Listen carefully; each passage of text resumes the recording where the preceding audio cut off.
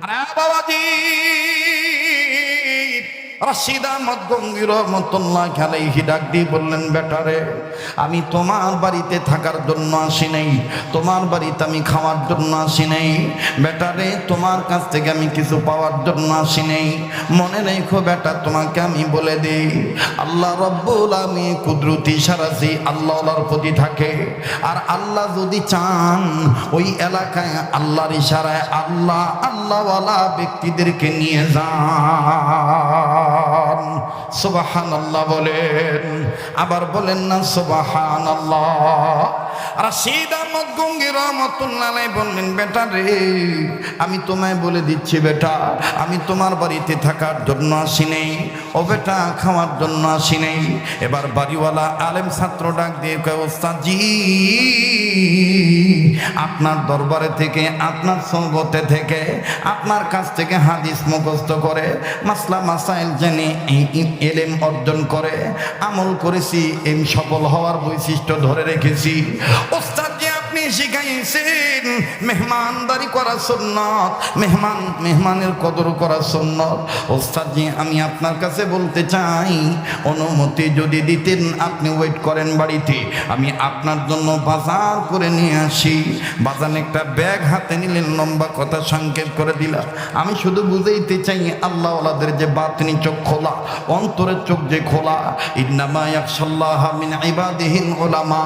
আমার বন্ধুগণ, এই আয়াতের তাফসীর করতে যাইয়া হযরত উলামায়ে কেরামগণ তাফসীর কিতাবের মধ্যে লেখেন, আল্লাহ ওয়ালা আলেম যারা হয়, তাদের অন্তর চক্ষু যে আল্লাহ খুলে দেন। মুফতি রাশিদ আহমদ গঙ্গী রহমাতুল্লাহ আলাইহি এই সাগরের ব্যক্তিকে ডাক দিয়ে বললেন, হাতে বাজার করার ব্যাগ কেন নিয়েছো? এই বাজার লাগবে না, আমি তোমার বাড়িতে বাজার এনে তুমি রান্না করে আমাকে খাওয়াইবা, এত সময় আমি থাকতে পারবো না। বলে, তাইলে উস্তাদজি বলেন না, কি খেদমত করলে আপনি সন্তুষ্ট হবে? এবার রাশিদ আহমদ গঙ্গী রহমতুল্লাহ আলাইহি বললেন, বাবা, একটু পরে নামাজের সময় হয়ে যাবে, আমাকে এক বদনা পানি এনে দাও, আমি ওযু করে তৈয়ার হয়ে যাব। এবার বাজান সাগরের ব্যক্তি এক লোটা পানি এনে দিলেন।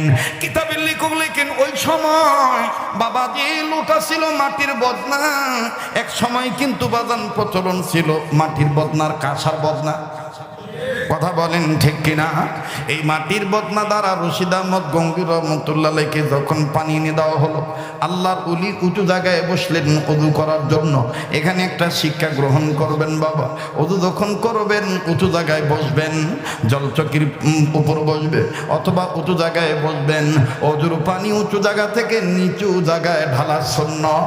আরে ভাইয়া, কিতাবের মধ্যে পাওয়া যায়, জগৎ বিখ্যাত আল্লাহ আলেম ছিলেন, অনেক উলামায়ে কেরাম অঙ্গ ধৌত করে পানির সাথে তারা তাদের গুনাহ ঝরে যাইতে দেখতেন।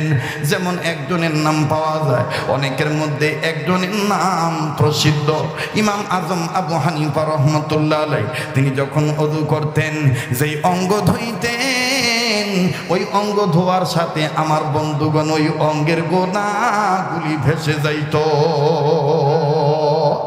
আমার বন্ধুগণ, আমার বাবাজিরা, ওযু করেন কিন্তু চেহারায় কেন নূর আসে না? হাত আপনি ধোন কিন্তু হাতগুলো কেন আপনার ঝলঝল ঝলঝল করে না, চকচক করে না? বাজান, বুঝতে হবে আপনার ওযু সুন্নত মোতাবেক হচ্ছে না। ও বাজান, খুব খেয়াল করে কথাগুলি শুনবেন বাবা। এবার রাশিদ আহমদ গঙ্গী রহমতুল্লাহ আলাইহি এই মাটির বদনার পানি নিয়া উঁচু জায়গায় যখন বসে ওযু করতে গেলেন, আল্লাহ ওয়ালার সাগরেতেরা, আলেমেরা, ছাত্ররা সবাই সিদ্ধান্ত নিলেন, আমরা প্রত্যক্ষদর্শী হইয়া আল্লাহওয়ালা ব্যক্তির, মুসাল্লাম বুজুর্গ ব্যক্তির ওযু করা দেব। কারণ আল্লাহওয়ালাদের প্রতিটি কাজ হয় আল্লাহর হুকুম মতে, নবীর তরিকা মতে। ওয়া মা আতাকুমুর রাসূলু ফাখুযুহু ওয়া মা নাহাকুম আনহু ফান্তাহু।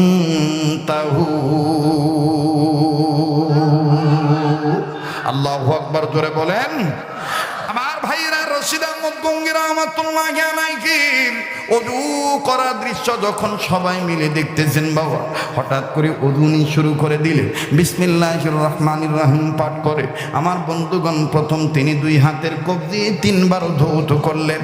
এবার ওযুর মাসআলা অনুযায়ী, শরীয়তের বিধান অনুযায়ী হাত ধোয়ার পর মুখ ধুবে, মুখের মধ্যে তিনি পানি ঢুকাবেন, কুলি করবেন। আমার বন্ধুগণ কুলি করে তিনি পানি ফেলে দিবেন। তো সর্ব অঙ্গ তিনবার ধৌত করার সুন্নাত। বাজান রে, দ্বিতীয়বার যখন হাত ধোয়ার পর 2 নম্বরে মুখ ধোয়ার পালা যখন আসলো, মুখের মধ্যে যখন তিনি প্রথম পানি দিলেন, এই পানি দেওয়ার পর রশিদ আহমদ গঙ্গী রাহমাতুল্লাহি আলাইহি মুখ থেকে আর পানি ফেললেন না।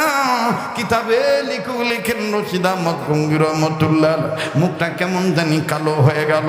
তার মানে আপনাদের এই অঞ্চলের একটা প্রবাদ বাক্য আছে, পানি অনেক সময় বুকে খিল লাগে। কথা কয় না? কি লাগে বাবা? খিল লাগে। রশিদ আহমদ গঙ্গী রাহমাতুল্লাহি আলাইহি চেহারাটা কালো বর্ণ হয়ে গেল, চোখ দুটি লাল বর্ণ হয়ে গেল।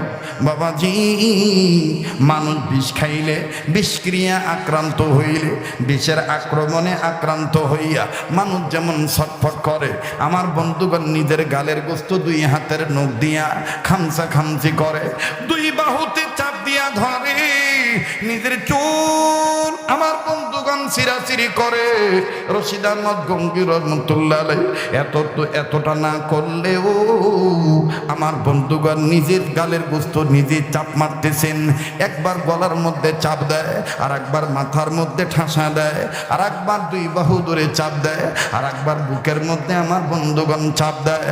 হুজুর উলামায়ে কেরামগণ নজর করে দেখতেছেন আল্লাহর ওলি রশিদ আহমদ গঙ্গী রাহমাতুল্লাহি আলাইহি প্রচন্ড বেগে ঘামতেছেন, ঘামের পানি পড়তেছে। গঙ্গী রাহমাতুল্লাহি আলাইহি কোনো কথা তিনি বলতে পারতেছেন না। বাজান, কেউ তার ভাব ভাষা বুঝতেছেন না। আল্লাহর ওলি উপরের দিকে তাকায়, আবার জমিনের দিকে তাকায়। রশিদ আহমদ গঙ্গী যখন অনুধাবন করতে পারলেন, বুঝতে পারলেন আমার অবস্থা কেউ বুঝতে পারতেছেন না, রশিদ আহমদ গঙ্গী রাহমাতুল্লাহি আলাইহি এবার দ্বিতীয় কথা কাউকে না বলিয়া নিজে 2 হাত দিয়া নিজের বাম পায়ের হাঁটুটা সুন্দর করে ধরলেন। ধরিয়া আমার বন্ধুগণ বাম পাটা মেললেন, বাম পা মেলিয়া বাম পা দিয়া ওই পানির বদনা, মাটির বদনাটা ফেলে দিলেন লাঠি দিয়া। বদনাটা যখন রশিদ আহমদ গঙ্গী রাহমাতুল্লাহি আলাইহির বাম পায়ের লাঠির আঘাতে পড়ে গেল, বদনার মুখ দিয়া, নালের মুখ দিয়া সব পানি আমার বন্ধুগণ সব বেড়ো হয়ে গেল।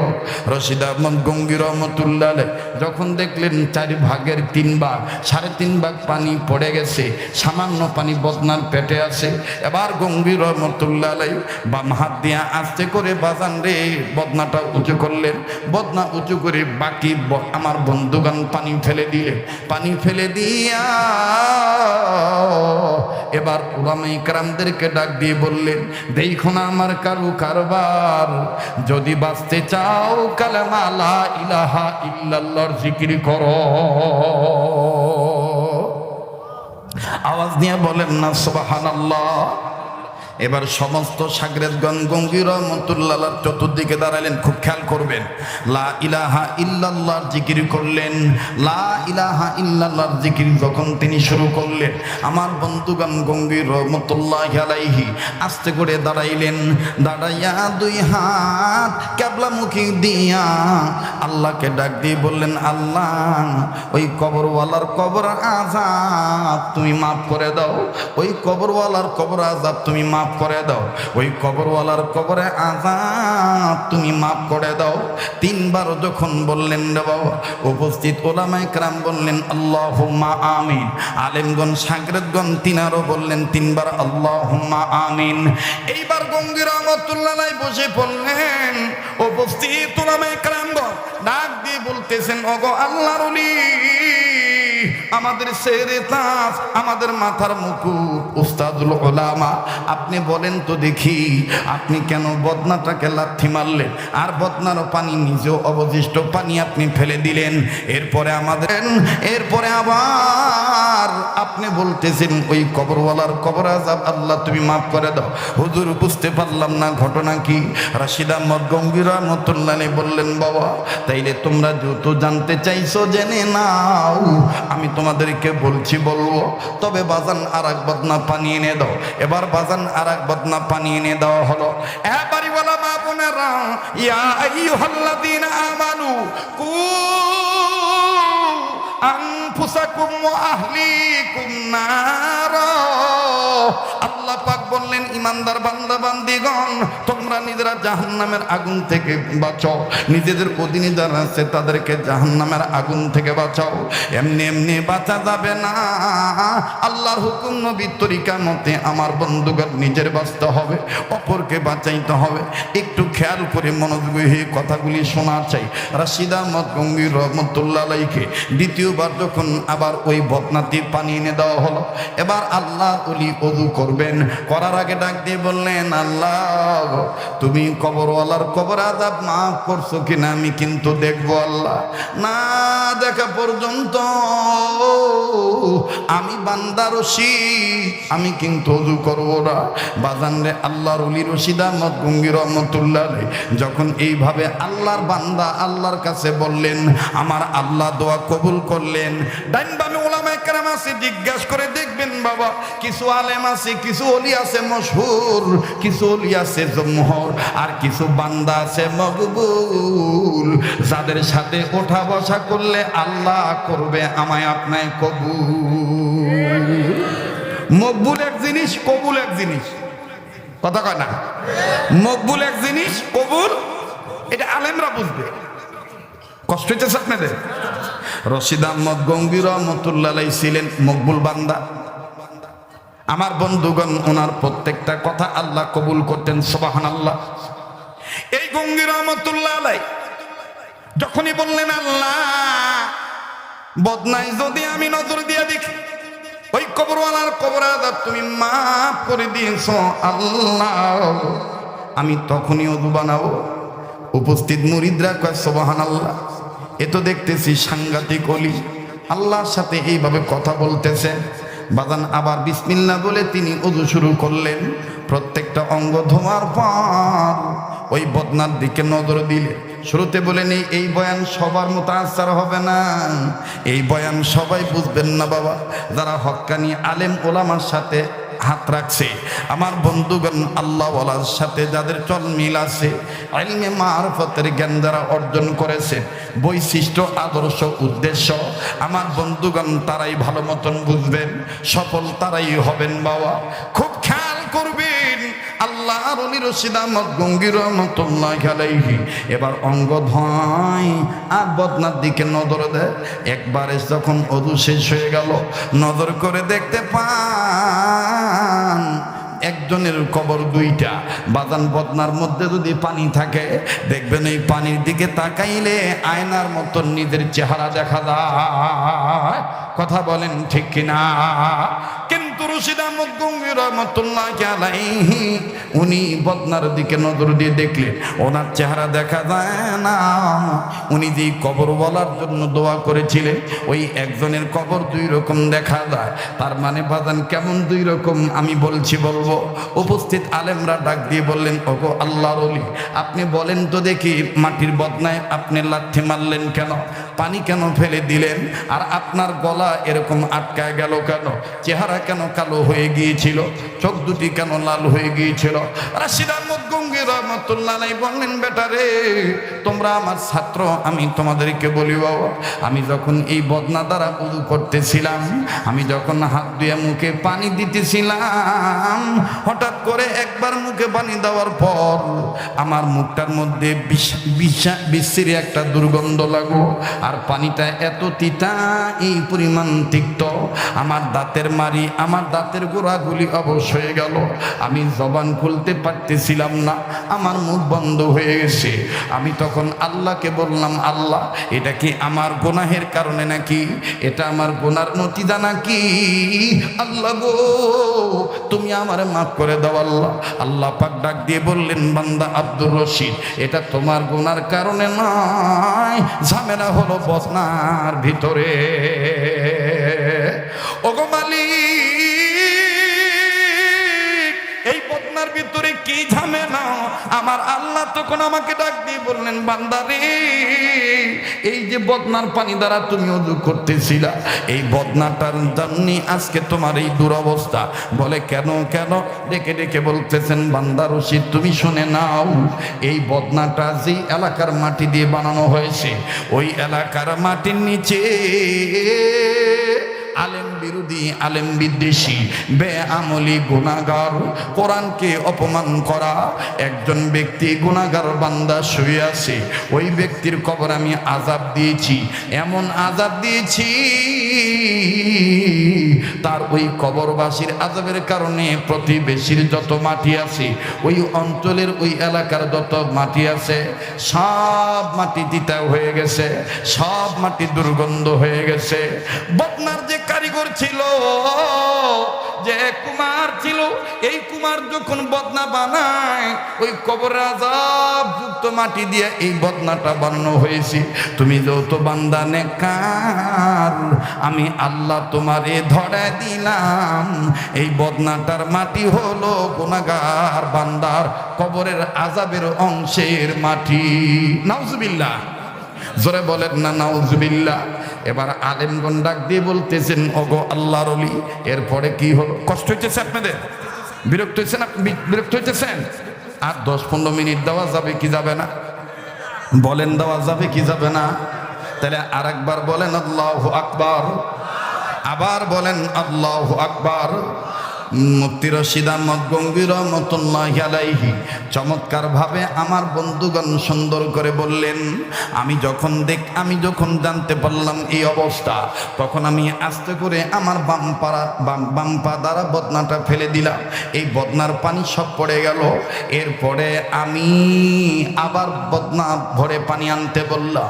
আর যখন আমি আল্লাহকে বললাম, আল্লাহ মাফ করার কি কোনো উসিলা নাই, মাফ করার কি কোনো উসিলা নাই? আল্লাহ পাক ডাক দিয়ে বললেন, বান্দা আমি কোরআনে বলে দিয়েছি, ওই যে বলেছিলাম ইমানদার বান্দাদেরকে আল্লাহ দুই ভাবে ডাক দিয়েছেন। আল্লাহ বলেন, আমি বান্দাদেরকে, ইমানদার বান্দাদেরকে দুই ভাবে ডাক দিয়েছি। আমি কোরআনে বলে দিয়েছি, ইয়া আইয়ুহান নাস কুলু লা ইলাহা ইল্লাল্লাহু তুফলিহুন। বান্দা তুমি যদি সফল হতে চাও, লা ইলাহা ইল্লাল্লাহর আইন মানো, লা ইলাহা ইল্লাল্লাহর চিহ্ন মানো, লা ইলাহা ইল্লাল্লাহর নির্দেশ মানো, লা ইলাহা ইল্লাল্লাহর রঙে রঙিন হও। আমার আল্লাহ তাআলা এক, আল্লাহ ছাড়া কোনো ইলাহ নাই।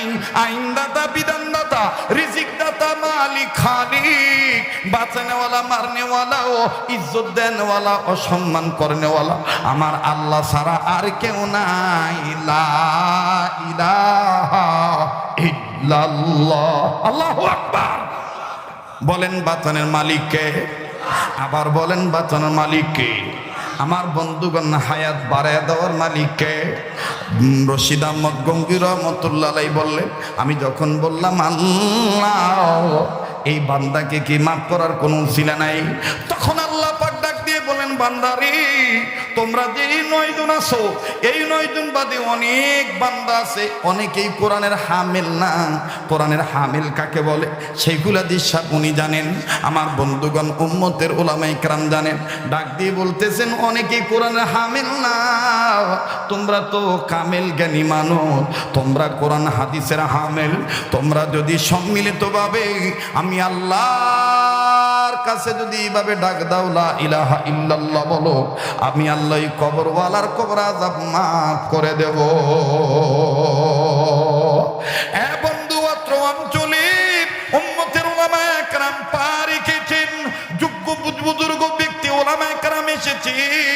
এই এলাকার দূরে সুদূরে কাছে কিনারি পুকুরের পরে জঙ্গলের ধারে গাছতলায় বাসতলায় নিরালায় নির্জনে পারিবারিক কবরস্থানে এলাকার গোরস্থানে বাবাজি ধনী গরিব নারী পুরুষকে কোথায় সেই তো জানা নাই। আমার বন্ধুগণ, আমার বাবাজিরা, যদি হক্কানি আলেমদের পা পড়ে কোরআন মজলিসের ব্যবস্থা করা হয়, কোরআন সুন্নাহর মাজালিস হয়, বাজানরে আলেমদের কদমের বরকতে অত্র অঞ্চলের কবর আযাব আল্লাহ কবরবাসীদেরকে মাফ করে দেয়। একটু জোরে বলেন না সুবহানাল্লাহ। বাজান কথাটা আর মিনিট একটু খুলে বলে দিই। আমাদের বাংলাদেশের উম্মুল মাদারিস কওমি মাদ্রাসা দারুল উলুম মঈনুল ইসলাম হাটাজারি মাদ্রাসা, এই হাটাজারি মাদ্রাসার একজন প্রবীণ বুজুর্গ আলেম ছিলেন, যার নাম মরহুম মাওলানা জমিরউদ্দিন রহমাতুল্লাহ আলাইহি।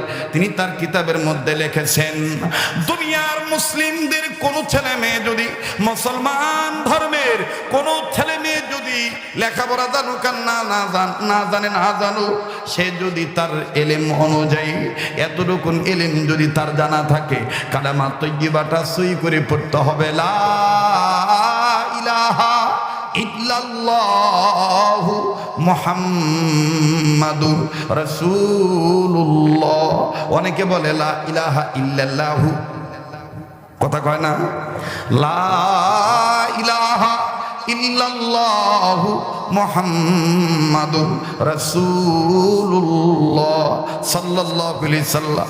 এতটুকুন কালেমা তয়্যিবা যদি কেউ একবার কোনো বেটা বেটি যদি শুদ্ধ করে পাঠ করে, পৃথিবীর যেই প্রান্তে পড়ুক না কেন, নওগাঁ পড়ুক, বগুড়া পড়ুক, রাজশাহী পড়ুক, চাঁপাইনবাবগঞ্জ পড়ুক, আমার বন্ধুগণ পৃথিবীর যেই প্রান্তে পড়ুক না কেন, ওই সন্তান একবার কালেমা তয়্যিবা পড়ার বরকতে তার বংশের ময় মুরব্বী, তার বাবা মার কবর আযাব আল্লাহ মাফ করিয়া দেয়। লা ইলাহা ভাইজান, যার দিলে নাই নবীজির প্রেম, তার সনে নাই লেনা দেনা, ঠিক কিনা বলে? যার দিলে নাই নবীজির প্রেম, তার সনে নাই লেনা দেনা। তোমার আমার আপন যিনি, তিনি ঘুমায় মদিনা। লা ইলাহা ইল্লাল্লাহ, জোরে লা ইলাহা। বাইগো, যার দিলে নাই নবীজির প্রেম, তার সনে নাই লেনা দেনা। বলো, যার দিলে নাই নবীজির প্রেম, তার সনে নাই লেনা দেনা। তোমার আমার আপন যিনি, তোমার আমার আপন যিনি, তিনি ঘুমায় মদিনা। লা ইলাহা ইল্লাল্লাহ, লা ইলাহা লা ইলাহা ইল্লাল্লাহু মুহাম্মাদুর রাসূলুল্লাহ সাল্লাল্লাহু আলাইহি সাল্লাম। বাজানদের রশিদ আহমদ গঙ্গির রহমাতুল্লাহ আলাইহি বলে, তোমাদেরকে যখন আমি জিকির করতে বললাম, আমি তখন আল্লাহ পাকের কাছে বলার পরে আল্লাহ পাক বললেন, তোমাদের জিকিরের দরুন আমি আল্লাহ তারে মাফ করে দিলাম। এখন আপনারা বলেন, বাবা এই মাদ্রাসায় মারকাজুত তাকওয়ায় আর কিছু পড়ানো হোক বা না হোক, কালেমায়ে তয়্যিবা পড়ানো হয় কি হয় না? বলেন হয় কি হয় না? তাহলে এই সমস্ত মাদ্রাসার দরকার আছে না নাই? এবার আসেন পিছনের কথায় ফিরত যাই। উম্মতে মুহাম্মদীদের জাহান্নাম থেকে বাঁচার পথ কয়টা? নাম্বার 2, আলেমের ছাত্র হওয়া। আলেমের ছাত্র হইলে লাভ না লস। বনিয়াছি কিনা জানি না, ইমাম ফখরুদ্দিন রাজি রহমাতুল্লাহ আলাইহি তাফসীর কাবীরের মধ্যে লেখে, পয়গম্বর যাওয়ার সময় দেখলেন কবরে আযাব। খুব খেয়াল, পয়গম্বর যাওয়ার সময় দেখলেন কবরে ভয়ঙ্কর আযাব হইতেছে। পয়গম্বর কাউকে কিছু না বলিয়া নিজের কর্মের দিকে নিজে গেলেন চলিয়া। কর্ম যখন সম্পাদন হয়ে গেল, কর্ম শেষে পয়গম্বর আবার পূর্বে রাস্তায় আসতেছেন। আসার সময় নজর করে দেখতেছেন, একটু আগে যে কবরে আযাব ছিল, এখন আর ওই কবরে কোনো আযাব নাই। মোহতারাম হাজিরিন, এবার পয়গম্বর কবরের কাছে দাঁড়ায় ডাক দিয়ে বললেন, বললেন আল্লাহ, একটু আগে যে কবরে আযাব ছিল, এখন আর ওই কবরে কোনো আযাব নাই। মালিক, আমি তোমার দরবারে জানবার চাই, কোন কাজের উসিলায় তুমি কবরওয়ালাকে তুমি মাফ করে দিয়েছো? আল্লাহ পাক ডাক দিয়ে বললেন, পয়গম্বর, এই কবরওয়ালা ছিল গুনাহগার, গুনাহ করে কবরে আসছে, কিন্তু রে পয়গম্বর, এই পয়গম্বর একটা সন্তান রেখে, এই কবরওয়ালা গুনাহগার একটা সন্তান রেখে আসছে দুনিয়া। এই সন্তানটা এতদিন কথা বলা শিখে নেই, রিসেন্টলি যখন কথা বলা শিখলো, আমি আল্লাহ আল্লামাহুল বায়ান যখন ভাব প্রকাশের যোগ্যতা সন্তানকে দিয়ে দিলাম, তার এই সন্তান পিতৃহারা সন্তান, বাপহারা সন্তান, এতিম সন্তানকে নিয়ে তার মা অর্থাৎ কবরওয়ালার বিবি এই বাচ্চাটাকে নিয়ে মাদ্রাসা মক্তবে ভর্তি করে দিল। এটা বানোয়াট কোনো কিস্সা কাহিনী নয়। ওবাজান ফখরুদ্দিন রাজি রহমতুল্লাহ আলাইহি তাফসীর কাবীরের মধ্যে লিখেছেন, আল্লাহর পয়গম্বরকে আল্লাহ ডাক দিয়ে বললেন, বান্দা আমার, এই কবরওয়ালার বিবি এতিম সন্তানটাকে যখন মাদ্রাসা মক্তবে ভর্তি করে দিল, আর মাদ্রাসা মক্তবে ভর্তি হইয়া এই বাচ্চাটা আলেমের ছাত্র হইয়া যখন সর্বপ্রথম একটা সবক আদায় করলো, এমন একটা সবক আদায় করলো যে এক সবকের মধ্যে আমি আল্লাহর স্পেশাল 3টা নাম আছে, আর আমার স্পেশাল 3টা নামের সাথে আমি আল্লাহর গোপন 3000 নাম লাগানো আছে। সুবহানাল্লাহ বলেন না? আমার 3টা নামের সঙ্গে আমি আল্লাহর স্পেশাল 3000 গোপন নাম লাগানো আছে। এই বাচ্চাটা, মাসুম বাচ্চাটা আলেমের ছাত্র হইয়া এই সবকটা আদায় করলো। বাজান আশ্চর্য হয়ে যাবে, এই মার্কাজুত তাকওয়া ক্যাডেট মাদ্রাসায় এই সবক কিন্তু পড়ানো হয়। বলবেন হুজুর সেই সবকটা কোন সবক? বাজান রে, এখানে কে বা কোন আলেম নাম জানি না, তিনিও বাজান ওই আয়াতের আলোচনা করেছেন। বাবা ফখরুদ্দিন রাজি রহমতুল্লাহ লেখেন, পয়গম্বরকে আল্লাহ ডাক দিয়ে বললেন, বান্দা, এই বাচ্চাটা যে সবক পড়েছিল, সবকটা ছিল এই, বিসমিল্লাহির রহমানির, পড়েন না, বিসমিল্লাহির রহমানির। ও বাবা, পড়তে যার ভাল লাগবে বুঝে নিবেন, আল্লাহ আপনাকে কবুল করছে। বলেন না, বিসমিল্লাহির রহমানির, আবার বিসমিল্লাহির রহমানির।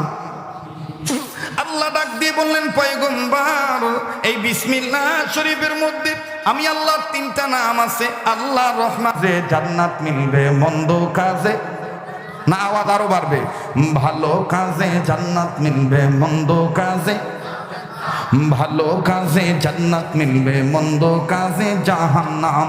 এক শ্রেণীর মানুষ আছে গুনার কাজে সময় পায়, করে না গো নেকির কাম। ভালো কাজে জান্নাত মিলবে মন্দ কাজে, জোরে, ভালো কাজে জান্নাত মিলবে মন্দ কাজে।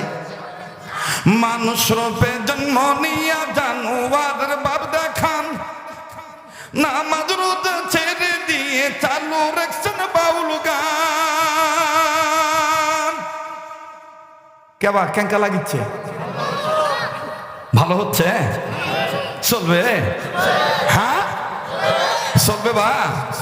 এটা জোরে কত আল্লাহু আকবার। মানুষ রূপে জন্ম নিয়া জানোয়ারের ভাব দেখান, নামাজ রোজা ছেড়ে দিয়ে চালু রাখছেন বাউল গান। আবার নিজের ত্রুটি ঢেকে রেখে, নিজের ত্রুটি ঢেকে রেখে আলেম ওলামার গায়ে বদনাম। ভালো কাজে জান্নাত মিলবে মন্দ কাজে জাহান্নাম। জোরে, ভালো কাজে জান্নাত মিলবে মন্দ কাজে, ভালো কাজে জান্নাত মিলবে মন্দ কাজে। আচ্ছা বলেন তো, আমাদের এই দেশে আপনারা আপনাদের দৃষ্টিকোণ থেকে বলেন, জ্ঞান অনুযায়ী বলেন, বাউলের দাম বেশি না আলেমের দাম বেশি? এই যারা আস্তে কয় মনে করবেন ওরা ফাউল মার্কার গ্রুপের লোক, এজন্য আস্তে কথা বলতেছে। বাউলের দাম বেশি না আলেমের দাম বেশি? আরে ভাই, বাউলরা প্রত্যেকটা অনুষ্ঠানে গাঁজা না খেলে গলা ক্লিয়ার হয় না। এই যে হুজুররা যে ওয়াজ করতেছে, গাঁজা খেয়ে উঠছে? হ্যাঁ, মিশাই দেখবেন বেহালা কান্দত লিয়া 2 বোতল খাইছে, কিন্তু খায় অজগবি উঠে এরকম করে হা এরকম করে ঘুতাবে। আর কিন্তু অজগবি ওই যে নগর ভাষাত আজারা, কি কবা আজারা, আজারা আজারা অজগবি দেখবেন এরকম করে এরকম বেহালা টান দেয় আর ডাক দিয়ে কয় হ্যাঁ, মানে বুঝায় গলা ক্লিয়ার করা লাগবে। এটা হলো কথা কয় না। যারা আল্লাহর কোরআন তেলাওয়াত করে, যারা আল্লাহর কোরআনের পক্ষে থাকে, তাদের গলা সব সময় ক্লিয়ার কে রাখে? যারা বলেন কে? নওগাঁ জেলায় মনে হয় গাদা নাই। আমি তো হিসাব করে দেখছি আমাদের বাংলাদেশে পুরুষ লোকের চরিত্র ধ্বংস হওয়ার পিছনে, জীবন ধ্বংস হওয়ার পিছনে যতগুলি কারণ, এর মধ্যে 2টা কারণ আমি বেশি খুঁজে পাইছি। নাম্বার 1 মাদক সেবন। এই নাম্বার 1 কি? নাম্বার 1 মাদক সেবন। নাম্বার 2 নারীদের বেপরদায় চলন ফিরত। অন্য যে জায়গা থোয়ার কথা বা ও জায়গাত নাই, এগুলোর 3 জায়গায় বসান্ত পারি। হুজুর এনা বামত আসতো বা, হ্যাঁ বামত তো বা বাঁয়ে বাঁয়ে হাঁটে। রাগ করতেছেন নাকি?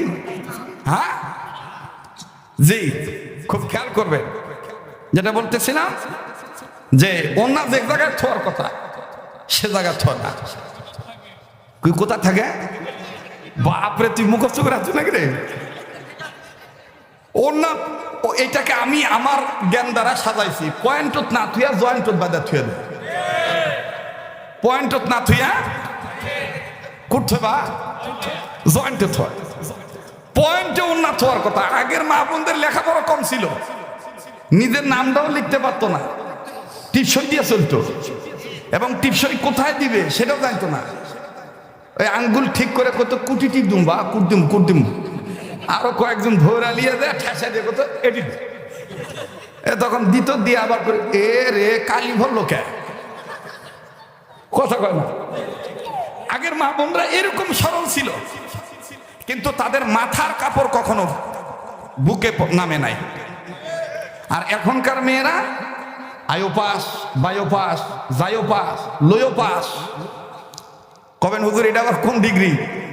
আয়োপাস মানে ভাল লাগলেই হয়, কে কি কয় দিকে তাকানোর দরকার নাই। অবশ্যই এই এলাকাতেই রোগ নাই, যত রোগ খালি ঢাকায়।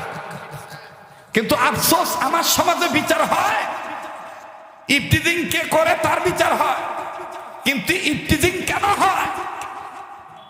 গাঞ্জা যে খায় তার বিচার হয়, কিন্তু গাঁজা যে বিক্রি করে তার বিচার হয় না। কথা কোন ঠিক কিনা? আল্লাহ আমাদেরকে সহিহ দান করে। আবার বলেন আমিন। তো উম্মতে মুহাম্মাদীদের জাহান্নাম থেকে বাঁচার পথ কয়টা? নাম্বার 1 আলেম হওয়া, নাম্বার 2 আলেমের ছাত্র হওয়া। এবার বলেন তো, আলেমের ছাত্র হইলে লাভ না লস? আর একবার বলেন লাভ না লস? তাহলে আমি বলবো, আপনারা মুখস্থ করবেন, দেখি কার মুখস্থ হয়েছে। উম্মতে মুহাম্মাদীদের জাহান্নাম থেকে বাঁচার পথ কয়টা? এই তো হয়ে গেল মাশাআল্লাহ। উম্মতে মুহাম্মাদীদের জাহান্নাম থেকে বাঁচার পথ কয়টা? সবাই বলেন কয়টা? নাম্বার 1 আলেম হওয়া, নাম্বার 1। সবাই বলেন, এটা ক্লাস চলতেছে, ধর্মের ক্লাস। নাম্বার 1 আলেম হওয়া। ইনকে টানা যাবে না বা, তাহলে আলেমে ধরে নিয়ে মারা ফেলবে। আলেম হওয়া মানে একটা জজবা থাকতে হবে। ইন্নামা ইয়াখশাল্লাহা মিন ইবাদিহিল উলামা। উলামায়ে কেরামরা সবচেয়ে আল্লাহকে বেশি ভয় করে। সুবহানাল্লাহ বলেন। আমি যখন বলবো নাম্বার 1, আপনারা বলবেন আলেম হওয়া। আমি যখন বলবো নাম্বার 2, আপনারা বলবেন আলেমের ছাত্র হওয়া। আমি যখন বলবো নাম্বার 3, আপনারা বলবেন আলেমের কথা শোনা। আমি যখন বলবো নাম্বার 4, আপনারা বলবেন আলেমদের মহব্বত করা। পারবেন তো ইনশাআল্লাহ? উম্মতে মুহাম্মাদীদের জাহান্নাম থেকে বাঁচার পথ কয়টা? নাম্বার 1 আলেম হওয়া, নাম্বার 1। নাম্বার 2 আলেমের ছাত্র হওয়া, নাম্বার 2। নাম্বার 3 আলেমের কথা শোনা, নাম্বার 3। নাম্বার 4 আলেমকে মহব্বত করা, নাম্বার 4। এই চার পথের পথিক হবে যারা, কবরে হাসরে মিজানে সিরাতে খাবে না ধরা। সুবহানাল্লাহ বললেন না? সুবহানাল্লাহ বললেন না? আমি তিনটা কথা হুজুরদের কাছে জমা হয়ে গেলাম, কোনোদিন কোনো জায়গায় আসলে ওই তিন কথার ব্যাখ্যা বলে দেবো। আজকে শুধু 2 নম্বরটা বলি, আলেমের ছাত্র হওয়া। 2 নম্বর কি? আলেমের। আমার ভাইরা, আমার বন্ধুগণ, আলেমুল আমার ছাত্র হইলে লাভ কি? নিজের সন্তানকে কোরআন শিক্ষা দিলে দেখেন বাজান ফায়দা কি, ফজিলত কি। বাবাজি, কোনো দিকে কোনো নজর নাই, নিজের দিকে নিজে চিন্তা করবেন। যেহেতু নিজের কবর নিজের যাওয়া লাগবে। মান আরাফা নাফসাহু ফাকাদ আরাফা রাব্বাহু, যে নিজের চিহ্ন সে আমার আল্লাহরে চিনল। যে নিজের চিনে নাই আমার বন্ধুগণ, সে আমার আল্লাহকে চিনতে পারে নাই। আরে বন্ধু, রব্বে কাবা ডাক দিয়ে বললেন, নবী গো, ঈমান নামক দৌলত যারা অর্জন করেছি, ইমানদার বান্দা বান্দীদেরকে আমি আল্লাহ রাব্বুল আলামিন ডেকে বললাম, ইমানদার বান্দা বান্দীগণ, তোমরা নিজের জাহান্নামের আগুন থেকে বাঁচো, নিজেদের অধীনে যারা আছে তাদেরকেও জাহান্নামের আগুন থেকে বাঁচাও। ভাইজান, এখানে একটা কথা আছে যেটা না বললে তাফসীর বুঝতে পারবেন না। আয়াতের হাকিকত আমার বন্ধুগণ বোঝা যাবে না। উম্মতের উলামায়ে কেরামগণ স্টেজে আছেন। বাবা, আগেই বলেছিলাম মাহফিল ছোট হোক বড় হোক, মনে রাখবেন বাদান, 10,000 20,000 50,000 মানুষ, বড় কলেজ ময়দানে লক্ষ মানুষের ঢল নামলো। ওই বড় মাহফিলে যে কোরআন হাদিসের আলোচনা হবে, 2 4 500 10 জন 20 জন মানুষ নিয়ে যদি আলেমরা কথা বলে, ওই 2 4 5 জন 100 200 মানুষের সামনে ওই কোরআন হাদিসের আলোচনায় হয়। কথা বলেন ঠিক কিনা? বাবাজি, আল্লাহ পাক বললেন, নবীজি, ইমানদার বান্দা বান্দীদেরকে আমি রব ডাক দিয়ে বললাম, ইমানদার বান্দা বান্দীগণ, এই জায়গায় যে কথাটা আপনাকে বুঝতে হবে বাবা, ভালো করে দিলের কান লাগায় শুনবেন। মাওলানা আব্দুল মাজেদ দরিয়াবাদী রহমতুল্লাহ আলাই, তিনি তার তাফসীরে মাজিদের মধ্যে, কাজী সানাউল্লাহ পানিপতি রহমতুল্লাহ আলাই, তিনি তার তাফসীরে মাঝহারির মধ্যে, আমার বন্ধুগণ, আমার ভাইরা এবং অন্য ভাইয়েরা, অন্য যারা ইসলামী আন্দোলন পরিচয় দিয়া যারা এই তাফসীরটা নিয়মিত মোতালা করেন, তাফসীরে ফি জিলালিল কোরআনের মুসান্নিফ আমার বন্ধুগণ সাইয়্যিদ মরহুম শহীদ কুতুব শহীদ রহমতুল্লাহ আলাই, তিনি তার তাফসীরে ফি জিলালিল কোরআনের মধ্যে, মরহুম মাওলানা আমিনুল ইসলাম রহমতুল্লাহ আলাই, তিনি তার তাফসীরে নুরুল কোরআনের মধ্যে, মুফতি মোহাম্মদ শফি রহমতুল্লাহ আলাই, তিনি তার তাফসীরে মারিফুল কোরআনের মধ্যে, ওনার সুযোগ্য সাহেব জাদা আমার বন্ধুগণ, আমার উস্তাদের উস্তাদ, আমাদের দাদা হুজুর শাইখুল ইসলাম আল্লামা তকি উসমানী দামাত বারাকাতুল্লাহ আলিয়া, পাকিস্তানের সাবেক জাস্টিসম্যান, তিনি একটা তাফসীর লিখেছেন বাবা, যেই তাফসীরটা অল্প দিনই গোটা পৃথিবীতে সারা পড়ে গেছে, মুসলিমদের হৃদয় কেড়ে নিয়েছে। যেই তাফসীরটার নাম হলো তাফসীরে তাওজিহুল কোরআন। আল্লামা তকি উসমানী তিনি তার তাফসীরে তাওজিহুল কোরআনের মধ্যে, আরে ভাইয়া,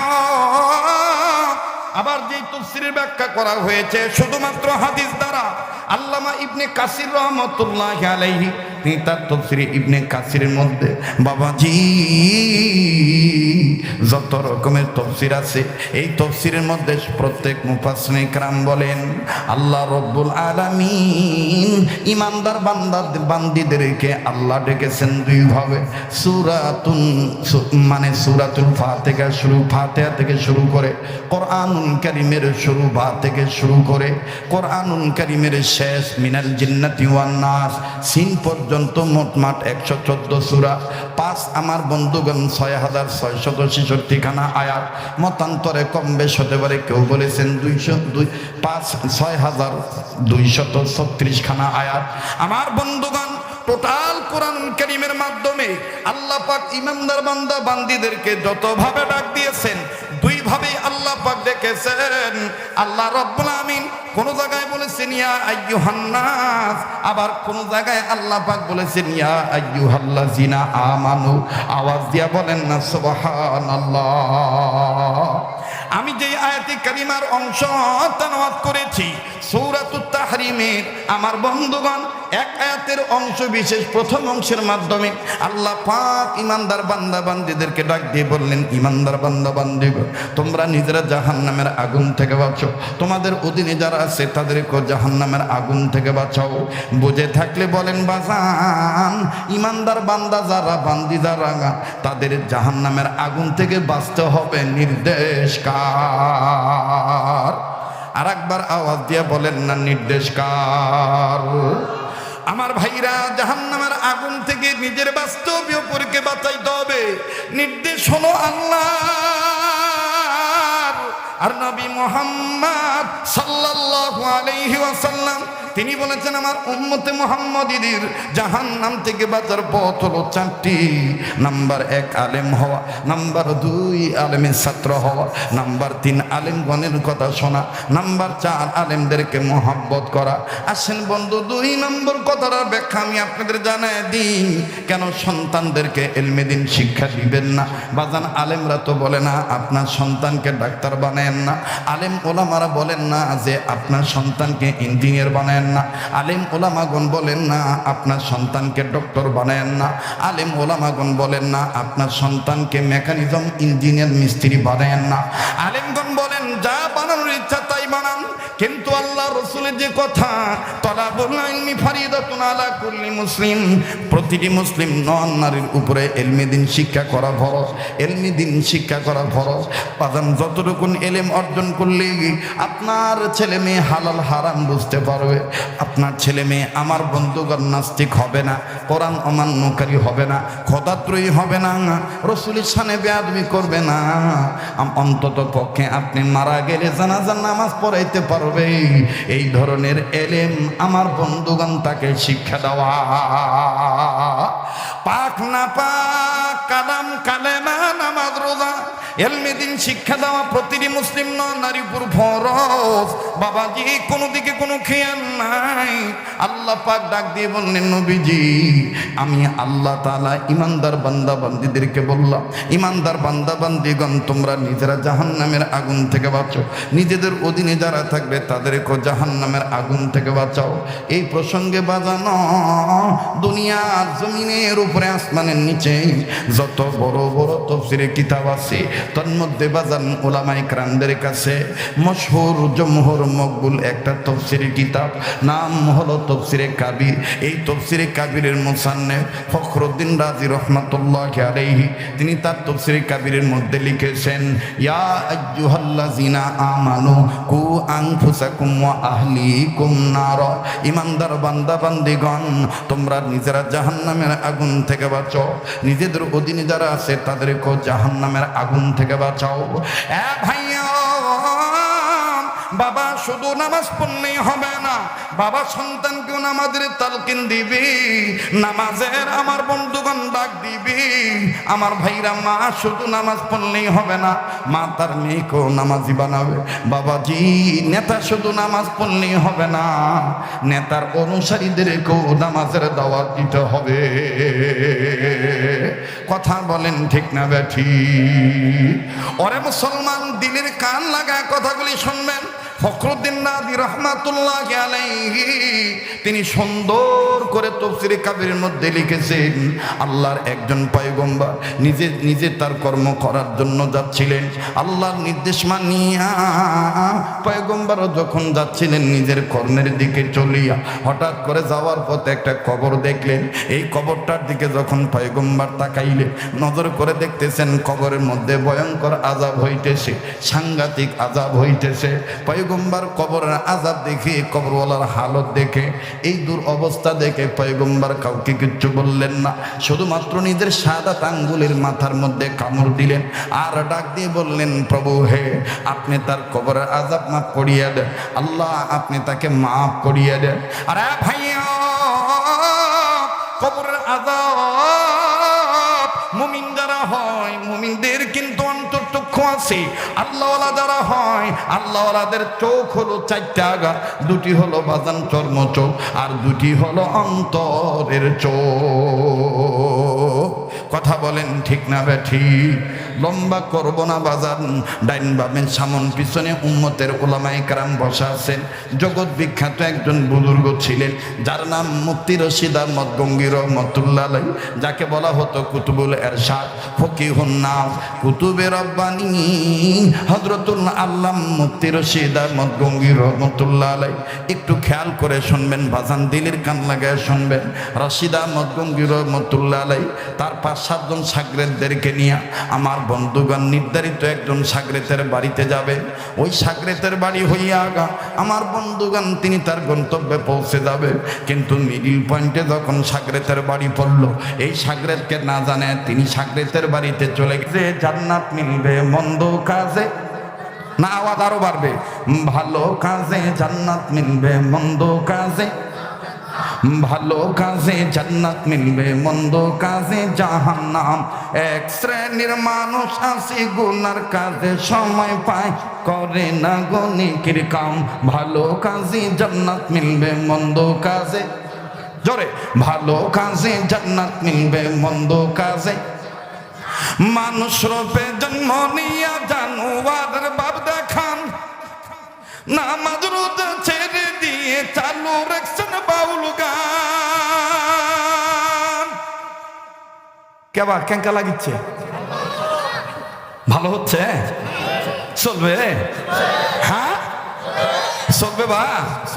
এটা জোরে কত আল্লাহু আকবার। মানুষ রূপে জন্ম নিয়া জানোয়ারের ভাব দেখান, নামাজ রোজা ছেড়ে দিয়ে চালু রাখছেন বাউল গান। আবার নিজের ত্রুটি ঢেকে রেখে, নিজের ত্রুটি ঢেকে রেখে আলিম ওলামার গায়ে বদনাম। ভালো কাজে জান্নাত মিলবে মন্দ কাজে জাহান্নাম, জোরে, ভালো কাজে জান্নাত মিলবে মন্দ কাজে, ভালো কাজে জান্নাত মিলবে মন্দ কাজে। আচ্ছা বলেন তো, আমাদের এই দেশে আপনারা আপনাদের দৃষ্টিকোণ থেকে বলেন, জ্ঞান অনুযায়ী বলেন, বাউলের দাম বেশি না আলেমের দাম বেশি? এই যারা আস্তে কয় মনে করবেন ওরা ফাউল মার্কার গ্রুপের লোক, এজন্য আস্তে কথা বলতেছে। বাউলের দাম বেশি না আলেমের দাম বেশি? আরে ভাই, বাউলরা প্রত্যেকটা অনুষ্ঠানে গাঁজা না খেলে গলা ক্লিয়ার হয় না। এই যে হুজুররা যে ওয়াজ করতেছে গাঁজা খেয়ে উঠছে, হ্যাঁ মিশাই দেখবেন বেহালা কান্দত লিয়া 2 বোতল খাচ্ছে, কিন্তু খায় অজগবি উঠে এরকম করে হা হা এরকম করে ঘুতাবে। আর কিন্তু অজগবি ওই যে নগর ভাষাতকে আজারা, কি কবা আজারা, আজারা, আজারা অজগবি দেখবেন এরকম করে এরকম বেহালা টান দেয় আর ডাক দিয়ে কয় হ্যাঁ, মানে বুঝায় গলা ক্লিয়ার করা লাগবে। এটা হলো কথা কয় না। যারা আল্লাহর কোরআন তেলাওয়াত করে, যারা আল্লাহর কোরআনের পক্ষে থাকে, তাদের গলা সব সময় ক্লিয়ার কে রাখে? যারা বলেন কে?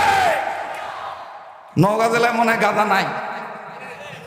আমি তো হিসাব করে দেখছি আমাদের বাংলাদেশে পুরুষ লোকের চরিত্র ধ্বংস হওয়ার পিছনে, জীবন ধ্বংস হওয়ার পিছনে যতগুলি কারণ, এর মধ্যে 2টা কারণ আমি বেশি খুঁজে পাইছি। নাম্বার 1 মাদক সেবন।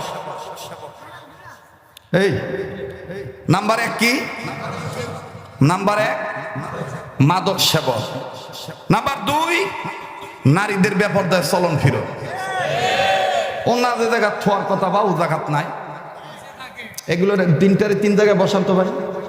হুজুর এনা বামত আসতো বা, হ্যাঁ বামত আসতো বা, বাঁয়ে বাঁয়ে হাঁটে। রাগ করতেছেন নাকি? হ্যাঁ জি, খুব খেয়াল করবেন যেটা বলতেছি না, যে অন্য যে জায়গায় থোয়ার কথা সে জায়গায় থোয়া না।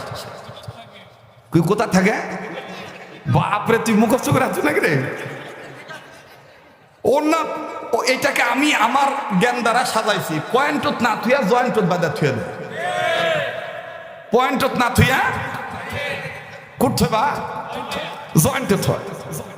পয়েন্টে উন্নত হওয়ার কথা। আগের মা বোনদের লেখাপড়া কম ছিল, নিজের নামটাও লিখতে পারতো না, টিপসই দিয়ে চলতো, এবং টিপসই কোথায় দিবে সেটাও জানতো না।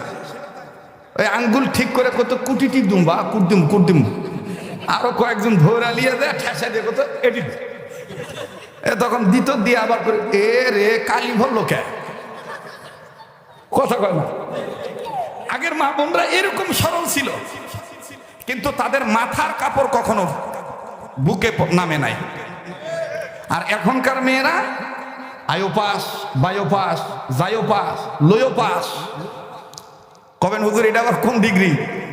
আয়োপাস মানে ভাল লাগলেই হয়, কে কি কয় দিকে তাকানোর দরকার নাই। অবশ্যই এই এলাকাতেই রোগ নাই, যত রোগ খালি ঢাকায়।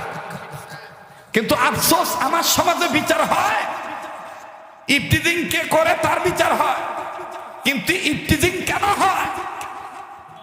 গাঞ্জা যে খায় তার বিচার হয়, কিন্তু গাঁজা যে বিক্রি করে তার বিচার হয় না।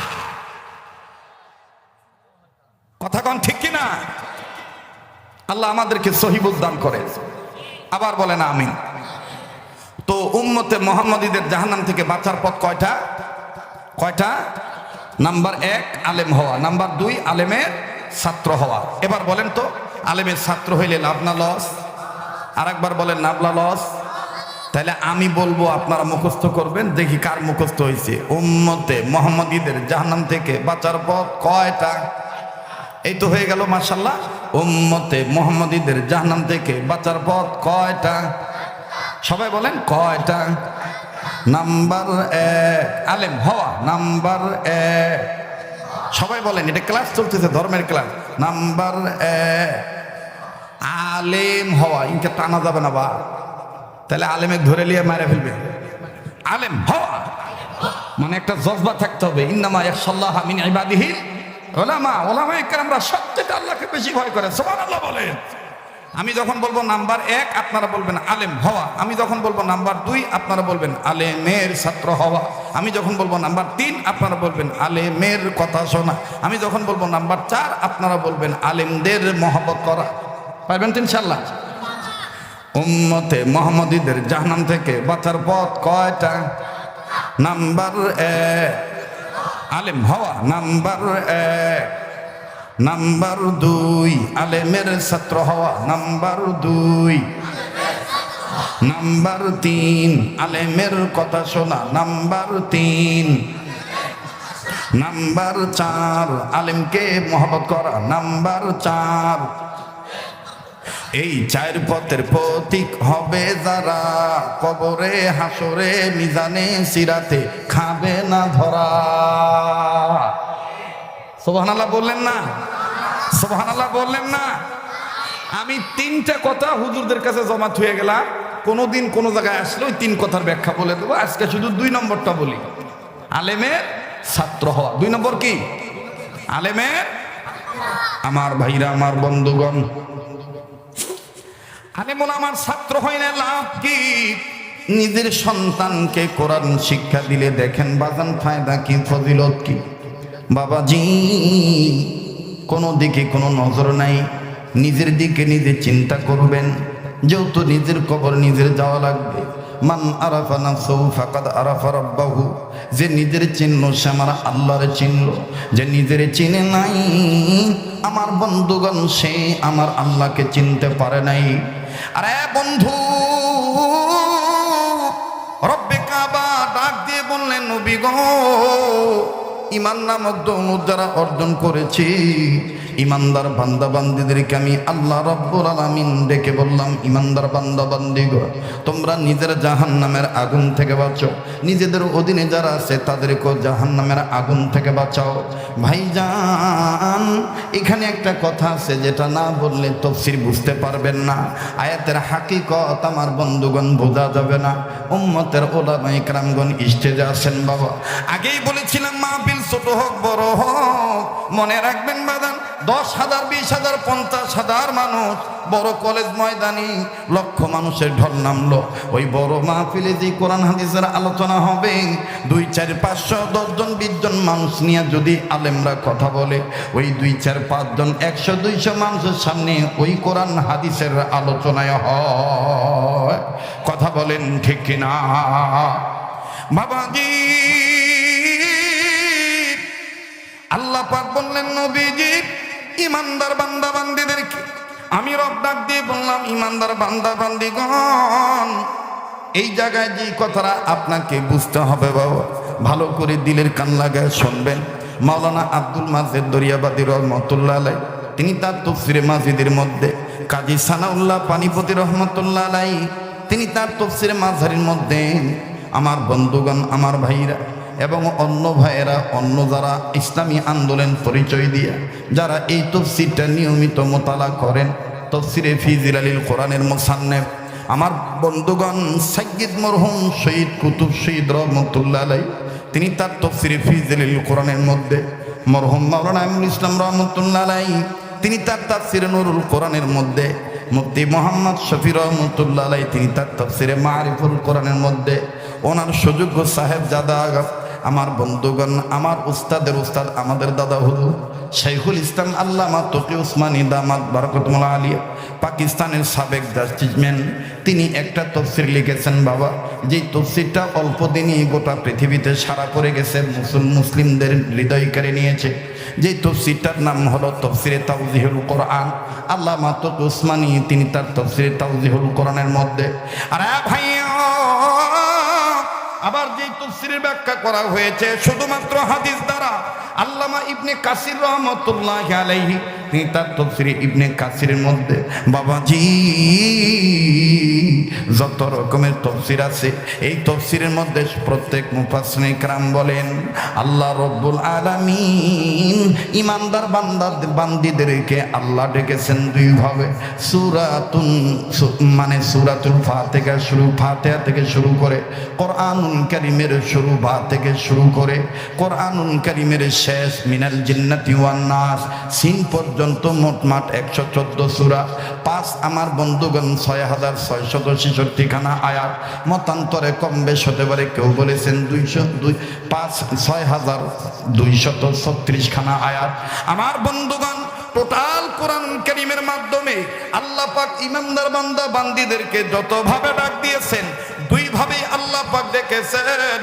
আল্লাহ রাব্বুল আমিন কোন জায়গায় বলেছেন ইয়া আইয়ুহান নাস, আবার কোন জায়গায় আল্লাহ পাক বলেছেন ইয়া আইয়ুহাল্লাযিনা আমানু, আওয়াজ দিয়া বলেন না সুবহানাল্লাহ।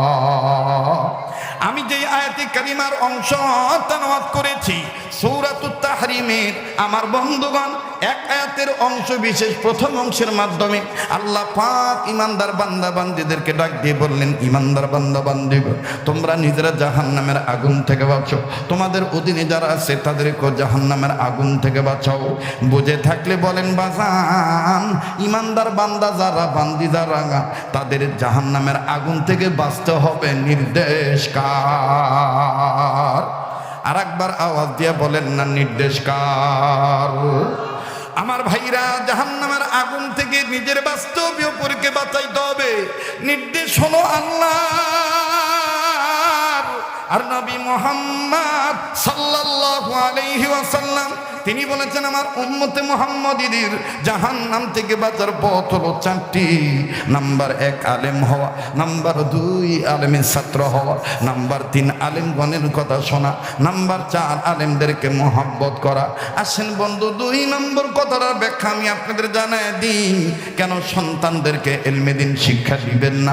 বাজান আলেমরা তো বলে না আপনার সন্তানকে ডাক্তার বানায়েন না, আলেম ওলামারা বলেন না যে আপনার সন্তানকে ইঞ্জিনিয়ার বানায়েন না, আলেম ওলামাগণ বলেন না আপনার সন্তানকে ডক্টর বানায়েন না, আলেম ওলামাগণ বলেন না আপনার সন্তানকে মেকানিজম ইঞ্জিনিয়ার মিস্ত্রি বানায়েন না। আলেমগণ বলেন যা বানানোর ইচ্ছা তাই বানান, কিন্তু আল্লাহ রসুলের যে কথা তালাবুল ইলমি ফারিদাতুন আলা কুল্লি মুসলিম, প্রতিটি মুসলিম নন নারীর উপরে ইলমে দ্বীন শিক্ষা করা ফরজ, ইলমে দ্বীন শিক্ষা করা ফরজ। বাজান যতটুকু ইলম অর্জন করলে আপনার ছেলে মেয়ে হালাল হারাম বুঝতে পারবে, আপনার ছেলে মেয়ে আমার বন্ধুগণ নাস্তিক হবে না, কোরআন অমান্যকারী হবে না, খোদাত্রয়ী হবে না, রসুলের শানে বেয়াদবি করবে না, অন্তত পক্ষে আপনি মারা গেলে জানাজার নামাজ পড়াইতে পারবে। এই ধরনের এলেম আমার বন্ধুগণ তাকে শিক্ষা দেওয়া। পাক না পাক কালাম কালেমা নামাজ রোজা ইলমে দ্বীন শিক্ষা দেওয়া প্রতিটি মুসলিম নারীর উপর ফরজ। বাবাজি কোনো দিকে কোনো খেয়াল নাই। আল্লাহ পাক ডাক দিয়ে বললেন, নবীজি আমি আল্লাহ তাআলা ইমানদার বান্দা বান্দীদেরকে বললাম, ইমানদার বান্দা বান্দীগণ তোমরা নিজেরা জাহান্নামের আগুন থেকে বাঁচো, নিজেদের অধীনে যারা থাকবে তাদেরকেও জাহান্নামের আগুন থেকে বাঁচাও। এই প্রসঙ্গে বাজানো দুনিয়ার জমিনের উপরে আসমানের নিচে যত বড় বড় তাফসীরে কিতাব আছে তার মধ্যে বাজান উলামায়ে কেরামদের কাছে মশহুর জমহুর মকবুল একটা তাফসীরে কিতাব, নাম হলো তাফসীরে কাবির। এই তাফসীরে কাবিরের মুসান্নিফ ফখরুদ্দীন রাজি রাহমাতুল্লাহি আলাইহি তিনি তার তাফসীরে কাবিরের মধ্যে লিখেছেন, ইয়া আইয়ুহাল্লাযিনা আমানু কু আনফুসাকুম ওয়া আহলিকুম নার। ইমানদার বান্দা বান্দীগণ তোমরা নিজেরা জাহান্নামের আগুন থেকে বাঁচো, নিজেদের অধীনে যারা আছে তাদেরকেও জাহান্নামের আগুন থেকে বাঁচাও। এ ভাইয়া, বাবা শুধু নামাজ পড়লেই হবে না, বাবা সন্তানকেও নামাজের তালকিন দিবি, নামাজের আমার বন্ধুগণ ডাক দিবি। আমার ভাইরা, মা শুধু নামাজ পড়লেই হবে না, মা তার মেয়েকেও নামাজি বানাবে। বাবাজি নেতা শুধু নামাজ পড়লেই হবে না, নেতার অনুসারীদেরকেও নামাজের দাওয়াত দিতে হবে। কথা বলেন ঠিক না বেঠি? ওরে মুসলমান, দিলের কান লাগায় কথাগুলি শুনবেন। ফখরুদ্দীন রাজি রাহমাতুল্লাহি আলাইহি তিনি সুন্দর করে তাফসীরে কাবিরের মধ্যে লিখেছেন, আল্লাহর একজন পয়গম্বর নিজে তার কর্ম করার জন্য যাচ্ছিলেন, আল্লাহর নির্দেশ মানিয়া পয়গম্বরও যখন যাচ্ছিলেন নিজের কর্মের দিকে চলিয়া, হঠাৎ করে যাওয়ার পথে একটা কবর দেখলেন। এই কবরটার দিকে যখন পয়গম্বর তাকাইলেন, নজর করে দেখতেছেন কবরের মধ্যে ভয়ঙ্কর আযাব হইতেছে, সাংঘাতিক আযাব হইতেছে। পয়গম্বর কবরের আযাব দেখে, কবরওয়ালার হালত দেখে, এই দূর অবস্থা দেখে পয়গম্বর কাউকে কিচ্ছু বললেন না, শুধুমাত্র নিজের সাদা আঙ্গুলের মাথার মধ্যে কামড় দিলেন আর ডাক দিয়ে বললেন, প্রভু হে, আপনি তার কবরের আযাব মাফ করিয়া দেন, আল্লাহ আপনি তাকে মাফ করিয়া দেন। আরে ভাইয়া, কবরের আযাব মুমিন যারা হয়, মুমিনদের কিন্তু অন্তর্চক্ষু আছে। আল্লাহওয়ালা যারা হয়, আল্লাহওয়ালাদের চোখ হলো চারটা, দুটি হলো বাজান চর্ম চোখ আর দুটি হলো অন্তরের চোখ। কথা বলেন ঠিক না বেঠি? লম্বা করব না বাজান, ডাইন বামের সামন পিছনে উম্মতের উলামায়ে কেরাম বসা আছেন। জগৎ বিখ্যাত একজন বুজুর্গ ছিলেন যার নাম মুফতি রশিদ আহমদ গঙ্গী রহমাতুল্লাহ আলাইহি, যাকে বলা হতো কুতুবুল এরশাদ, ফকিহুন নাস, কুতুবে রব্বানী হযরতুল আল্লাম মুফতি রশিদ আহমদ গঙ্গী রহমাতুল্লাহ আলাইহি। একটু খেয়াল করে শুনবেন বাজান, দিলের কান লাগায় শুনবেন। রশিদ আহমদ গঙ্গী রহমাতুল্লাহ আলাইহি তার 5-7 জন শাগরেদদেরকে নিয়ে আমার বন্ধুগণ নির্ধারিত একজন শাগরেদের বাড়িতে যাবে। ওই শাগরেদের বাড়ি হইয়া আমার বন্ধুগণ তিনি তার গন্তব্যে পৌঁছে যাবেন। কিন্তু মিডিল পয়েন্টে যখন শাগরেদের বাড়ি পড়ল, এই শাগরেদকে না জানে তিনি শাগরেদের বাড়িতে চলে গেলেন। শাগরেদও ছিলেন আলেম। এখানে একটা কথা বোঝার আছে, এ বাবাজি, পীর যদি হয় আলেম, মুরিদরাও দেখবেন হবে আলেম, না হইলো তাদের সিরাত সুরত দেখবেন আলেম। কথা কয় না? আর পীর যদি হয় লালন, লালনের যত মুরিদ দেখবেন ওদের মধ্যে লালনের চেহারায় ফুটে ওঠে। সারা বাংলাদেশে যত জায়গায় গাঁজা বিক্রি হোক, তার চাইতে রিডবল গাঁজা বিক্রি হয় লালন শর্মা জানে। কথা কয় না রে? হ্যাঁ। আর দেখবেন তাদের কি গলা, বাপরে বাপ, গলা দিয়ে আবার জায়েজ করে, শরীয়তের খাওয়া নাই। আমরা মারেফতের সাগরে হাবুডুবু খাই। কি খাও? ওর ওই গাঁজা খায়। আর গাঁজার যে কত না, আমি আজ পর্যন্ত খুঁজে শেষ করতে পারলাম না। এক সময় এক এক না, কেউ কয় গাঁজা, কেউ কয় সিদ্ধি, কেউ কয় শুকনা। সেদিন ওই যে মারামারি লাগছে, মারামারি লাগার পরে একজন আর তুই হামাক ফাটাবু, তুই সারা বছর শুকনা খায় শুকা থাকি, তুই আমার সাথে পারবু? তো না, আমি ওকে জিজ্ঞেস করলাম, কেবা শুকনা আবার খায় কেমন করে? আপনি মৌলবী মানুষ, আপনি বুঝবেন না, এই শুকনা টানা খাওয়া লাগে। রাগ করতেছেন নাকি? বেদর হইতেছে? এই গাঁজা খাইলে বলে বুদ্ধি বাড়ে।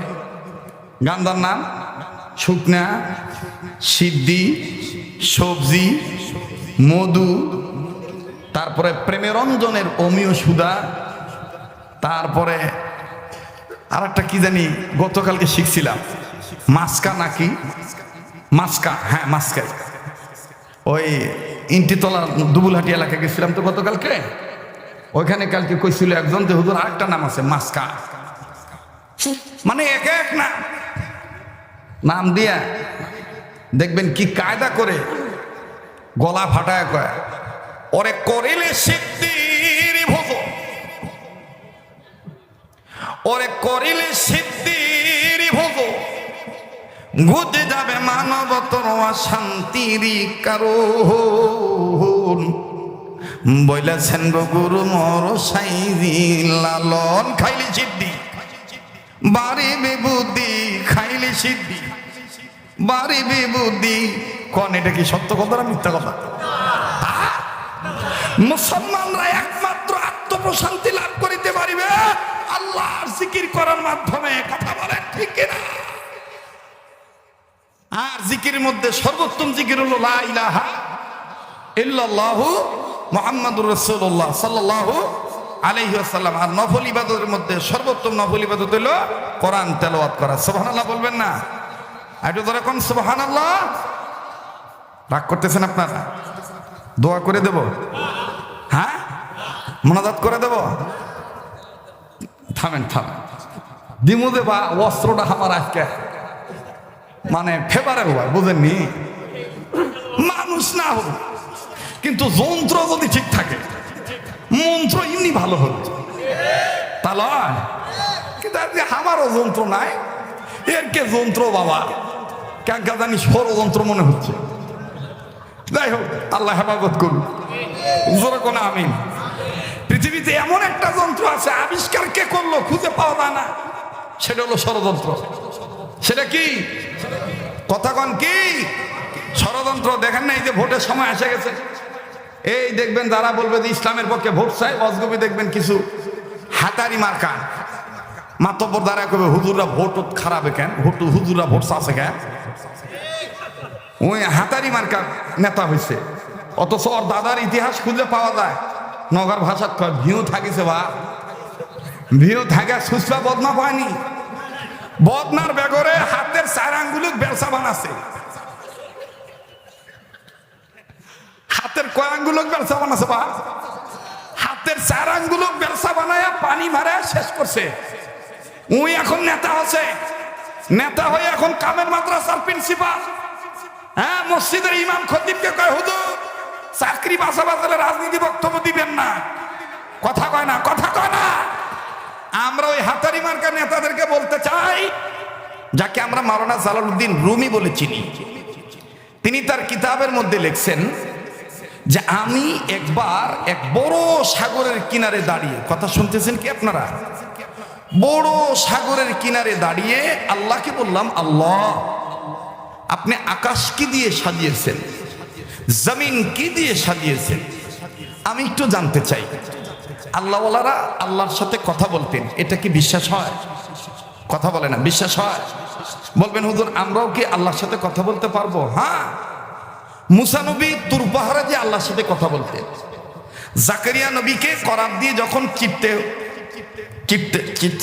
চিপতে লাগলো, তখন জাকারিয়া নবী আল্লাহর সাথে কথা বললেন। ইব্রাহিম খলিলুল্লাহকে যখন অগ্নিকুণ্ডে নিক্ষেপ করা হলো, তখন ইব্রাহিম নবী আল্লাহর সাথে কথা বললেন। ইউসুফ নবীকে যখন তার ভাইয়েরা কুয়ার মধ্যে ফেলে দিলেন, তিনি তখন কার সাথে কথা বললেন? আল্লাহর সাথে কথা বললেন। আমার নবী মুহাম্মদ সাল্লাল্লাহু আলাইহি ওয়াসাল্লাম, তিনাকে যখন আল্লাহ তাআলা উর্দুগমনের সফরে নিয়ে গেলেন, আমার নবীর সাথে আল্লাহ কথা বললেন, আল্লাহর সাথে আমার নবীও কথা বললেন। কিন্তু নবীজি বললেন, আল্লাহ আপনি সব নবীদের সাথে কথা বলেছেন, আমার সাথেও কথা বললেন, আমার উম্মতদের সাথে কথা বলবেন না? আল্লাহ তখন বললেন যে তোমার উম্মতরা আমার সাথে কথা বলতে পারবে, তোমার উপরে আমি রব কুদরতি পার্লামেন্ট থেকে তোমার বিশ্ব মিনিস্টারিতে যে বিধান নাজিল করে দিলাম, আই গড ইজ রিভিল, আমি যে আইন তোমার উপর নাজিল করলাম, বলেন মুসলমানদের সংবিধানের নাম কি? এত আসতে বললেন। মুসলমানদের সংবিধানের নাম কি? কোরআন। আল্লাহ বললেন, ওগো নবী মুহাম্মদ, এই কোরআনুল কারীমের এক নাম কালামুল্লাহ। এই কোরআন যারা তেলাওয়াত করবে, এই কোরআনের শিক্ষা দীক্ষা যারা গ্রহণ করবে, আমি আল্লাহর সাথে তারা কথা বলবে। বলেন না সুবহানাল্লাহ। আমার বন্ধুগণ, তো আল্লাহ বলারা আল্লাহর সাথে কথা বলতে। মাওলানা জালালউদ্দিন রুম রহমাতুল্লাহ আল্লাহকে বললেন, আল্লাহ আকাশ কি দিয়ে সাজাইছেন, জমিন কি দিয়ে সাজাইছেন জানতে চাই। আল্লাহ বললেন, রৌনকো বদমে সামারা আজকা ওয়াকিব কারদাই, রৌনকো বদমে জমিরা আজ ওলামা কারদাই। হে জালাল, আমি আকাশ সাজাইলাম সামারা তারকা দিয়ে, আর জমিন সাজাইলাম আজ ওলামা কারদাই, আমার মাহবুব বান্দা ইলমওয়ালা আল্লাহওয়ালা আলেমদেরকে দিয়ে। সুবহানাল্লাহ বলেন। মুহতারাম হাজিরিন, আমার বন্ধুগণ, তাহলে আলেমদের দাম আছে না নাই? বলেন আলেমদের দাম আছে না নাই? এই আলেম তৈরি হওয়ার কারখানা হলো এই ছোট বড় মাদ্রাসা। আমাদের এক বুজুর্গ বলতেন, হযরত মাওলানা মুহাম্মদুল্লাহ হাফিজ জুজুর রহমাতুল্লাহ, তিনি বলতেন, কওমি মাদ্রাসাগুলি প্রত্যেকটা দ্বীনি প্রতিষ্ঠান, আলিয়া হোক কওমি হোক, মুসলমানদের জন্য প্রতিটি গ্রামগঞ্জে যখনই যে মাদ্রাসা হবে, সে মাদ্রাসাটা ওই এলাকার জন্য ইসলামী দুর্গ, ইসলামিক ক্যান্টনমেন্ট, ইসলামিক ক্যান্টনমেন্ট। এই ক্যান্টনমেন্ট যদি ঠিক থাকে, তাহলে যে এলাকায় ক্যান্টনমেন্ট ঠিক থাকবে, ইসলামের দুর্গ ঠিক থাকবে, ওই এলাকায় গাঁজা সাপ্লাই হবে না। এই যে কথা আসতে বলতেছে, ওই এলাকা কি হবে না? গাঁজা সাপ্লাই হবে না। ওই এলাকায় বাবা ট্যাবলেট আমদানি রপ্তানি হবে না। যারা কথা আসতে বলবে মনে করবেন ভিতরে ভেজাল আছে। জোরে কথা বলেন। ইসলামিক ক্যান্টনমেন্ট যে এলাকায় থাকবে, ওই এলাকায় কখনোই বাউল নামের ফাউলেরা ফাউল গান, ফাউল কর্মকাণ্ড চালিয়ে যেতে পারবে না। ইসলামিক ক্যান্টনমেন্ট যে এলাকায় ঠিক থাকবে, ওই এলাকায় কোশ্চেন কালো মুসলমানদের চোখের উপরে আঙ্গুল রেখে রাম বাম চ্যাটার্জি মুখার্জি গঙ্গোপাধ্যায় চট্টোপাধ্যায় হরিদাস পাল লেন শেখ, কোশ্চেন কালো তাগুতের কোন শক্তি মাথা চারা দিয়ে উঠতে সাহস পাবে না। আমার বন্ধুগণ, আমার ভাইরা, এই মাদ্রাসাগুলি প্রত্যেকটা মাদ্রাসা হলো ইসলামী ক্যান্টনমেন্ট। তো এই ক্যান্টনমেন্ট হওয়াতে আপনারা খুশি না বেজার? আবার বলেন, উম্মতে মুহাম্মদীদের জাহান্নাম থেকে বাঁচার পথ কয়টা? জোরে কোন কয়টা? জাহান্নাম থেকে আপনি বাঁচতে পারবেন তখনই জমিনের উপরে, ভাই মাদ্রাসার কর্তৃপক্ষরা এই বাচ্চাগুলোকে একটু থামাইতে হবে, এদেরকে থামাতে। আর এই কোনায় যারা কথা বলতেছেন ভাই, এই যে মোবাইলওয়ালারা, ভিডিও ম্যান, আপনারা ডিস্টার্ব দিবেন না। আপনারা আসছেন কথা রেকর্ড করে নিয়ে এগুলো বেঁচে খাবেন, তো জাগ দিয়ে চলবেন, তার কথায় বাধা দিবেন না। আর এগুলো আমাদের লাগে না।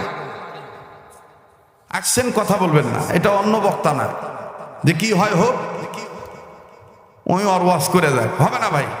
ক্লাস মনে করতে হবে। কথা বলেন ঠিক কিনা? আমার বন্ধুগণ, আমার ভাইরা, আপনি জমিনের উপরে যত ভালো কাজ করবেন, জমিনের নিচে মরার পরে তত কথা কয় না। মাটির উপরে যত ভালো কাজ করবেন, মাটির নিচে তত, বলেন, মাটির উপরে যত ভালো কাজ করবেন, মাটির নিচে তত ভালো থাকবেন। আমাদের পরম শ্রদ্ধেয় ওস্তাদ হযরত মাওলানা আব্দুর রাজ্জাক সাহেব, তিনি আমাকে বলতেছেন, বাবা তোমার ওই গজলটা খুব হৃদয়ে লাগছে, ওই দিন আদমদিঘি মাদ্রাসাতে তুমি বলছিলাম। বললাম কোনটা হুজুর? কয় যে তুমি যেটা নিজে লিখছো, নিজে সুর দিছো। আমি বললাম কোনটা? ওই যে জমিনের উপরে ভালো কাজ আর জমিনের নিচে খারাপ কাজ। তা আপনারা কি বলেন, মাটির উপরে ভালো কাজ করলে মাটির নিচে কি ভালো থাকবে না খারাপ থাকবে? তাহলে এই কথাটা আমি নিজে লিখছি, নিজে সুর দিছি, বলবো? আপনাদের একটু বলা লাগবে, আমার সাথে সবার বলা লাগবে, পারবেন? ভালো কাজে জান্নাত মিলবে, মন্দ কাজে জাহান্নাম। কথা কয় না? একটু একটু আওয়াজ দেন। ভালো কাজে জান্নাত মিলবে, মন্দ কাজে জাহান্নাম। সবাই ভালো কাজে জান্নাত মিলবে, মন্দ কাজে না। ভয় পাইতেছেন মনে হয়। এখন আমাদের নসিব করেন, যারা বলেন আমিন। এই তিনটা সম্পদ পাবে যদি আপনি একটা সুন্নত আজকে থেকে, সব সুন্নতই বরকতওয়ালা, কিন্তু বিশেষ করে আবু দাউদ শরীফের হাদিস, রাসূল করিম সাল্লাল্লাহু আলাইহি সাল্লাম বলেছেন খানা খাওয়ার আগে পরে টোটাল সুন্নত হলো 17টা। খুব খেয়াল করেন, কয়টা? খাবার খাওয়ার আগে পরে কয়টা সুন্নত? টোটাল কয়টা? 17টা। এর মধ্যে 4 নাম্বার সুন্নত, খানা খাওয়ার আগে পরে 2 হাত কবজি পর্যন্ত ধৌত করা। বলেন কয় হাত? আবার বলেন, আবার বলেন, কোন পর্যন্ত? কখন কখন বাবা? খাওয়ার আগে। এবং এই সুন্নত মুসলিম যে নর নারী পালন করবে, আল্লাহর নবী বলেন আমার ওই উম্মত যতদিন বেঁচে থাকবে আল্লাহ পাক তাদেরকে মরণ পর্যন্ত, মরণ ব্যাধি, জটিল কঠিন ক্যান্সার, মহামারী, ভাইরাস তাদেরকে স্পর্শ করতে দিবে না। সুবহানাল্লাহ। নাম্বার 2, তাদের যদি ঋণ থাকে, ঋণের বোঝা, দেনা, এই সুন্নত পালনের বরকতে আল্লাহ তাআলা গায়েবী খাজানা থেকে আল্লাহর সাহায্য দ্বারা আল্লাহ ওই বান্দা বান্দির ঋণ পরিশোধ করার ব্যবস্থা করে দিবে। নাম্বার 3, সুন্নতওয়ালা উম্মত হওয়ার বরকতে মরণের সময় কালেমা পড়তে পড়তে ইমানের সহিত মৃত্যুবরণ করবে। শেষ ভালো যা। তাহলে আজকে থেকে এই সুন্নত পালন করবো তো ইনশাল্লাহ? আবার বলেন, পারবো তো ইনশাল্লাহ? একটু মুখস্থ করেন তো বাপ ভাইরা। কয় হাত? কোন পর্যন্ত? কখন কখন? নিজে পালন করব, বাচ্চাদেরকে শিক্ষা দিব, যেখানেই বসবো তাবলীগ করব ইনশাআল্লাহ। স্লোগান হবে সুন্নত আছে যেখানে উম্মত আছি, সুন্নত আছে যেখানে উম্মত আছি সেখানে। এখন আপনারা বলেন, আজকের এই ওয়াজ মাহফিলে সামিয়ানা থাক আর না থাক, শিক্ষা কিছু পাওয়া গেছে কি যায় নাই? অনেক কিছু জানা গেছে কি যায় নাই? যেটা মানার জন্য সহজ হবে। মূল কথায় ফেরত যাই, মাদ্রাসার শিক্ষা ব্যবস্থা সফল হইতে গেলে কয় গুণ? 3 গুণ।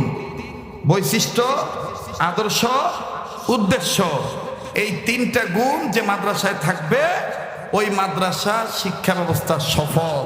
আল্লাহ তাআলা আমাদেরকে 3 গুণে গুণান্বিত হয়ে দ্বীনের শিক্ষা আল্লাহ তাআলা দীক্ষা অর্জন করে মকবুল বান্দা হওয়ার তৌফিক দান করেন। বলেন আমিন।